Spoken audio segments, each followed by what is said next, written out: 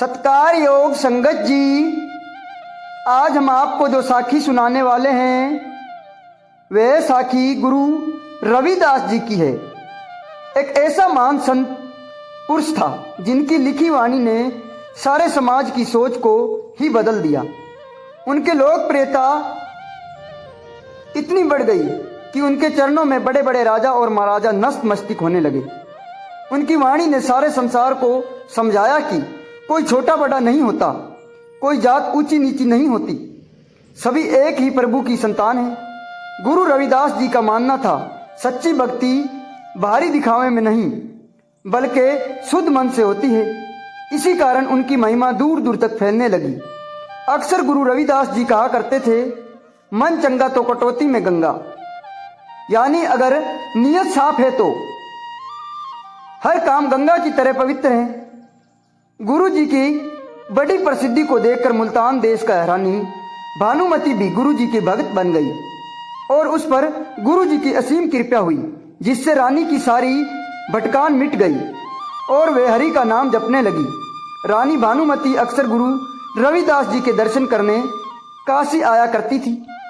एक बार की बात है, रानी भानुमति का पति जो मुल्तान देश का राजा था, उसने रानी से कहा, प्रभु की कृपा से हमारे पास धन संपत्ति नौकर चाकर की कोई कमी नहीं है, क्यों ना हम अपने महल में एक भव्य यज्ञ और विशाल भंडारे का आयोजन करें। कहते हैं तब राजा और रानी ने अपने नगर के सभी महात्मा संत और पंडितों को ये सारी प्रजा को अपने भंडारे में आने का न्योता भेजा। पूरे नगर में यह चर्चा फैल गई कि राजा के महल में भव्य यज्ञ और 36 प्रकार की शाही भोज का आयोजन किया जा रहा है। निमंत्रण में राजा से एक गलती हो गई। उस समय का प्रसिद्ध योगी गुरु गोरखनाथ को निमंत्रण देना भूल गया। गुरु गोरखनाथ उस समय एक अत्यंत प्रभावशाली योगी माना जाता था, जिनके पास अनेकों रिद्धियां सिद्धियां थी। जब यज्ञ का दिन आया तो सारे शहर में चर्चा होने लगी कि आज राजा के घर महान यज्ञ है, जिसमें राजा ने कोई पंडित नहीं छोड़ा, कोई महात्मा नहीं छोड़ा, सारी प्रजा को बुलाया है। ऐसा कहते हुए वे सभी लोग जत्थे राजा के महल की तरफ जाने। रास्ते में गुरु गोरखनाथ के चेलों ने जब ढेरों लोगों को जाते हुए देखा तो पूछा, आप सब लोग कहाँ जा रहे हो? लोगों ने बताया, क्या तुम्हें नहीं पता, आज हम अपने राजा का महल में भव्य यज्ञ और भंडारा होने जा रहा है। उन्होंने सारे नगर को न्योता भेजा है। यह सुनकर गुरु गोरखनाथ के चेले बड़े हैरान हुए और दौड़कर गुरु गोरखनाथ के पास गए और उनको सारी बात बताई। वो बोले, महाराज, अपने पड़ोस में विशाल यज्ञ हो रहा है। मुल्तान के राजा सभी को अपने महल में यज्ञ पर बुलाया है, पर आपको तो बुलाया ही नहीं, जबकि इस देश में आपसे बड़ा कोई महात्मा नहीं है और आपको ही वह भूल गया। चेलों ने सुनकर गुरु गोरखनाथ बड़ा गुस्से में आकर बोला, राजा ने आज हमें न बुलाकर बड़ा अपमान किया है। उसने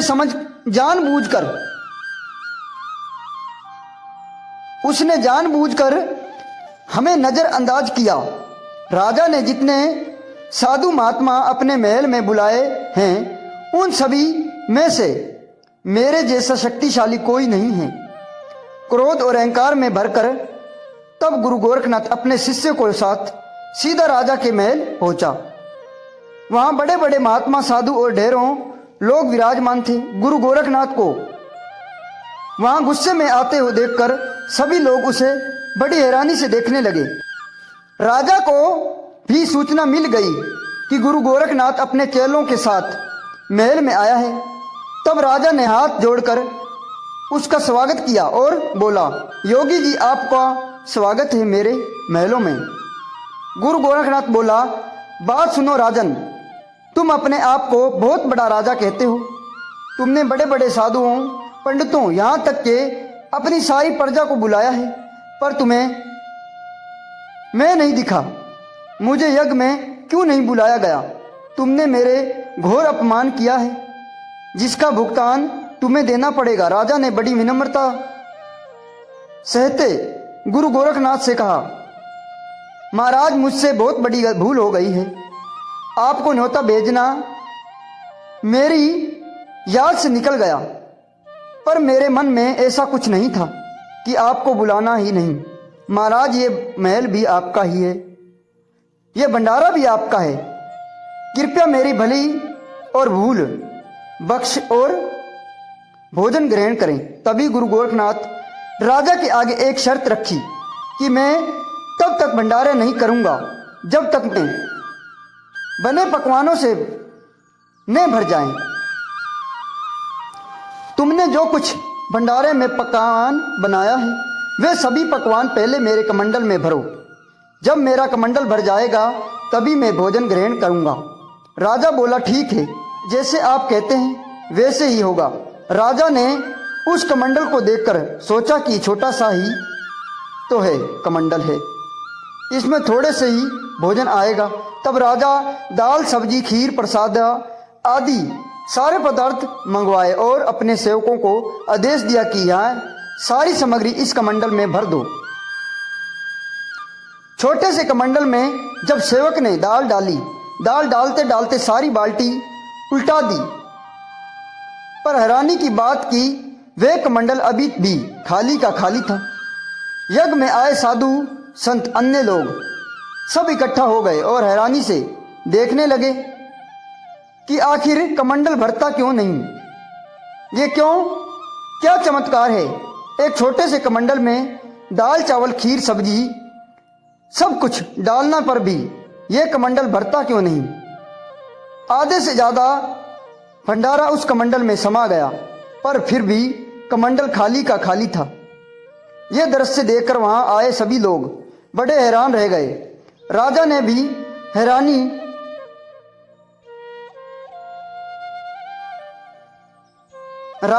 हैरानी से रानी से देखकर सोचा, मुझे तो लगा यह है छोटा सा कमंडल है, एक कटोरी सब्जी डालने से भर जाएगा, पर यह कमंडल तो सारे भंडारा ही निगल गया। तब गुरु गोरखनाथ ने अहंकार में आकर बोला, राजन, तुम्हारे द्वार बुलाया गया सभी साधु महात्माओं में से एक भी व्यक्ति ऐसा नहीं जो मेरे कमंडल भर सके। राजा यह देखकर बड़ा परेशान हो गया, क्योंकि अब भोजन समाप्त होने की कगार पर था। राजा ने सोचा कि इस तरह तो घर आए सभी मेहमानों का निरादर होगा। उसी समय रानी भानुमति वहां पहुंची और राजा को चिंता में देखकर पूछा। राजा ने दुखी हृदय से रानी को बुलाया और मैंने आज भंडारे में इस शहर के सबसी महात्मा और प्रजाओं को बुलाया, पर मैं केवल एक साधु गुरु गोरखनाथ को भूल गया। वे अपने चेलों के साथ गुस्से में भरकर भंडारे में आया है, पर उनकी शर्त है कि वह भोजन तब ग्रहण करेगा उनके कमंडल भोजन सामग्री से भर दिए जाएंगे। छोटा कमंडल देखकर सोचा कि इसमें तो थोड़ा सा ही भोजन आएगा, पर यह कमंडल सारे का सारा भंडारा निगल गया। राजा ने रानी को बताया, मुझे चिंता इस बात की है, कहीं मेरे महल में आए लोग भोजन किए बिना ही ने वापस लौट जाएं। यह मेरे लिए सबसे बड़ी अपमानजनक बात होगी। मुझे समझ नहीं आ रहा कि गुरु गोरखनाथ को कमंडल में भरूं तो कैसे भरूं। राजा रानी से बोला। गुरु गोरखनाथ अहंकार में आकर कहता है, मेरा कमंडल कोई नहीं भर सकता। रानी बोली, राजन, बस इतनी सी बात है। राजन ने कहा, यह तुम्हें छोटी सी बात लगती है? यह छोटी सा कमंडल सारे कमंडल और भंडारा निगल गया। रानी बोली, इसमें चिंता की कोई बात नहीं, यह कमंडल में भर सकती हूं। राजा बड़ी हैरानी से पूछने लगा, तुम रानी हो, कोई योगी महात्मा नहीं जो गुरु गोरखनाथ का कमंडल भर सको। कमंडल पंडित बड़े बड़े साधु भी नहीं भर सकते, वे तुम्हें कैसे भर देगी? रानी बोली, मेरे पास कोई शक्ति नहीं राजन, पर मुझे अपने सतगुरु रविदास महाराज पर पूरा भरोसा है। सिर्फ वही गुरु गोरखनाथ का कमंडल भरने का मैं समर्थ है। ऐसी बात सुनकर राजा को थोड़ा हौसला मिला। इसके बाद वो दोनों गुरु गोरखनाथ के पास पहुंचे। गुरु गोरखनाथ अपनी सामने कमंडल लेकर बैठा था। रानी भानुमति ने गुरु गोरखनाथ के आगे शीश झुकाया और नतमस्तक करते हुए बोली, गुरु गोरखनाथ जी, आपका बड़ा धन्यवाद जो आप भंडारे में आने की कृपा की। अगर आपके पास रिद्धियां सिद्धियां हैं तो इसका यह मतलब नहीं कि हमारे जैसे राजाओं का अपमान, सारे मेहमानों के सामने अपमान करो। हमसे भूल हो गई जो हम आपको भंडारे में बुलाना भूल गए। आप कृपया करके अब भोजन ग्रहण करें और यहाँ आए अभी मेहमानों को भी भोजन करने दें। गुरु गोरखनाथ गुस्से में आकर बोला, जब तक मेरा कमंडल नहीं भर जाता तब तक मैं कुछ भी ग्रहण नहीं करूंगा। जितने साधु संत बुलाने हैं बुला लो, मेरे कमंडल कोई नहीं भर सकता। रानी बोली, अगर ये बात है तो साधु पंडित तो छोड़ो, मैं खुद ही कमंडल भर दूंगी। ऐसी बात सुनकर वे आई मेहमान सोचने लगे, जिस कमंडल को बड़े बड़े धर्मात्मा ने भर सके वो कमंडल भला रानी कैसे भर सकती है? गुरु गोरखनाथ बोला, रानी, मेरा कमंडल आज तक कोई नहीं भर सका, तुम कैसे भर दोगी? इतने वचन कहकर गुरु गोरखनाथ हंसने लगा। रानी से अपने सेवकों को कहा, जाओ भंडारा लेकर आओ। कहते हैं तब सेवकों ने चावल से भरा बर्तन रानी के सामने रखा। रानी ने उसी पल उसके सतगुरु रविदास महाराज जी का ध्यान किया और विनती करके कहने लगी, हे महाराज, आप अपनी कृपा करें कि मैं अहंकारी गोरखनाथ का यह कमंडल भर सकूं। इतिहास में दर्ज है, रानी ने एक मुट्ठी भर चावल लिया और संत रविदास जी का ध्यान करते हुए चावल कमंडल में डाल दिया। उसी पल चमत्कार हुआ। रानी ने जैसे ही मुट्ठी भर चावल उसमें डाले तो कमंडल साथ ही भर गया और कमंडल से चावल बाहर गिरने लगे। ऐसे दृश्य देखकर गुरु गोरखनाथ अपने स्थान पर घबरा कर खड़ा हो गया और जो गुरु गोरखनाथ बड़ा अहंकार से कहता था, मेरा कमंडल कोई नहीं भर सकता, उसी वक्त वे शर्मसार हो गया। गुरु गोरखनाथ ने सारी और रानी से पूछा, तुम कौन हो? वे बोली, मैं रानी भानुमति हूं। गुरु गोरखनाथ बोला, मैंने कई सालों तक तप किया, यज्ञ किया, आज तक मुझे कोई हरा नहीं सका। बता तुम्हारे अंदर यह शक्ति कैसे आई? भानुमति बोली, मेरे गुरु रविदास है, यह सब उनकी कृपा है। फिर गुरु गोरखनाथ बोला, ये वही रविदास है जो काशी में रहता है। तभी भानुमति ने ताना मारते हुए कहा, वही रविदास महाराज है जिनका तुम एक बार निरादर करके आए थे। गुरु गोरखनाथ को उसी पल याद आया कि मैं एक बार रविदास जी महाराज के पास गया था। गुरु गोरखनाथ ने रविदास जी महाराज पर बड़ी शक्तियां छोड़ी, बड़े चमत्कार दिखाए थे, पर गुरु गोरखनाथ महाराज अडिग रहा। उनके आगे गुरु गोरखनाथ की कोई शक्तियां न चली। फिर ये गुरु जी से हार गया और बोला, मुझे उसका अहंकार तोड़ने के लिए अपने बर्तन जिसमें वे चमड़ा भिगोया करता था उसमें से जल गुरु गोरखनाथ को दिया और पर गुरु गोरखनाथ ने पानी से मना कर दिया। आज तभी रानी भानुमति ने गुरु गोरखनाथ को याद कराया कि आप महाराज के दिए जल का निरादर करके चले गए थे। रानी के द्वारा अपनी इतनी बेइज्जती होने पर फिर गुरु गोरखनाथ अपने डेरा वापस आ गया और चेलों को बोला, आज तक मैं किसी के से हारा नहीं। पहली बार रानी के आगे मेरी शक्ति नहीं चली। कहते हैं फिर गुरु गोरखनाथ अपने चेलों के साथ काशी चला गया। रविदास महाराज अपनी कुटिया में तब संगतों के बीच बैठा था, शब्द कीर्तन कर रहा था। फिर गुरु गोरखनाथ रविदास महाराज जी के चरणों में गिर पड़ा और बोला, महाराज मुझे बख्शीश। गुरु जी ने कहा, बताओ क्या चाहिए तुम्हें। उस समय गुरु गोरखनाथ बोला, महाराज जी मुझे वो अमृत दो जो अमृत आपने मुल्तान की रानी भानुमति को दिया था।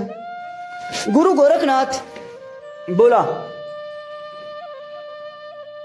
गुरु जी बोला, गुरु गोरखनाथ जी भोजन पानी छक लो, धन ले लो, कोई वस्तु ले लो, पर वह अमृत अब तुम्हें नहीं मिलेगा। वो अमृत तो मुल्तान की रानी भानुमति के पास चला गया, अब तुम्हें नहीं मिलेगा। इस तरह रविदास महाराज जी ने गुरु गोरखनाथ का सारा अहंकार खत्म कर दिया। यह साखी हमें यह सिखाती है कि अहंकार चाहे कितना भी बड़ा क्यों ना हो, वह सच्ची भक्ति के सामने नहीं टिक सकता। गुरु रविदास जी ने अपने जीवन और संदेशों से सिद्ध करके दिखाया कि मन की शुद्धता ही सबसे बड़ी तीर्थ है। जहाँ सत्य, विश्वास और विनम्रता होती है, वहीं ईश्वर की कृपा स्वयं प्रकट हो जाती है। सोच कर देखो कि रानी भानुमति एक साधारण इंसान थी, पर जब उसने गुरु रविदास जी से जल पिया तो उसे तीनों लोकों का ज्ञान हो गया। वही दूसरी तरफ जो गुरु गोरखनाथ अपने आप को तीनों लोकों का ज्ञानी समझता था, उसका अहंकार